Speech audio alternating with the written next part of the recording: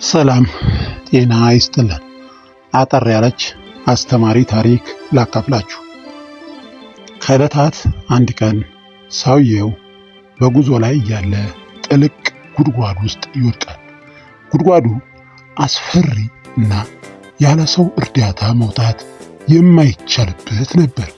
ሰውየው በከፍተኛ ተስፋ መቁረጥ ውስጥ ሆኖ እባካችሁ እርዱኝ፣ እባካችሁ እርዱኝ እያለ መጮህ ጀመረ።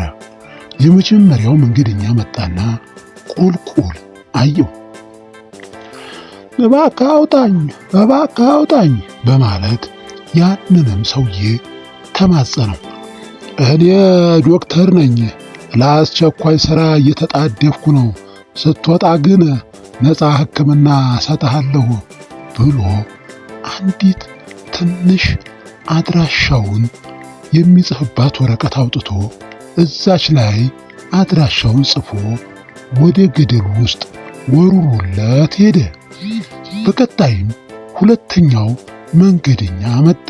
እባክህ አውጣኝ፣ እባክህ አውጣኝ፣ እርዳኝ፣ እርዱኝ በማለት አሁንም ለሁለተኛው መንገደኛ መማጸኑን ቀጠለ። እኔ ጠበቃ ነኝ፣ ፍርድ ቤት ቀጠሮ አለኝ፣ ከወጣህ ግን ነፃ ጥብቅና ቆሜ ይህንን ጉድጓድ የቆፈረውን አካል ከሰን ካሳ እንድታገኝ እረዳሃለሁ ብሎት ምንም አይነት እርዳታ ሳያደርግለት አለፈ። ሰዓቱ እየረፈደ እየመሸ መጣ። የሰውየውም ተስፋ እየጨለመ ሄደ። በድንገት አሁንም ሦስተኛውን መንገደኛ ድምፅ የእግር ኮቴ ሰማ።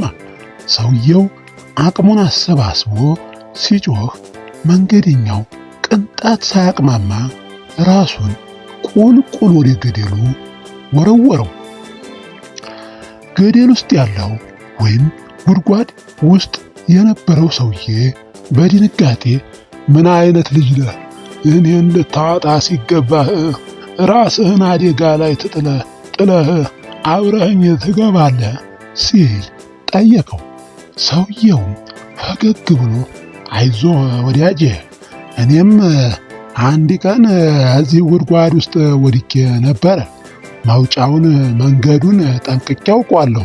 ስለዚህ አታስብ፣ እኔ ይዤህ እወጣለሁ፣ አትጨነቅ ብሎ ትልቅ ተስፋ ሰጠውና በትልቁ ደስታ ትንፋሹን መተንፈስ ጀመረ። በተፈተንክበት መንገድ ቀድመው የተፈተኑ፣ በወደቅክበት ገደል የወደቁ ሰዎች የመውጫውን ቁልፍ በእጃቸው ይዘዋል። በሕይወትህ ማንን እርዳታ መጠየቅ እንዳለብህ ጠንቅቀህ እወቅ ወዳጄ። የተፈተነ እና ያንተን ሕመም የሚሰማው ወዳጅ ካለህ ካንተ በላይ እድለኛ የለም። እናማ ወዳጄ አጥብቀህ እንደዚህ አይነቱን ወዳጅ ያዘው፣ መውጫ መንገዱንም አሳየኝ በለው። ውድ ተከታታዮች ለዛሬ ያለችኝ ትረካይ ይህንን ትመስል ነበረ።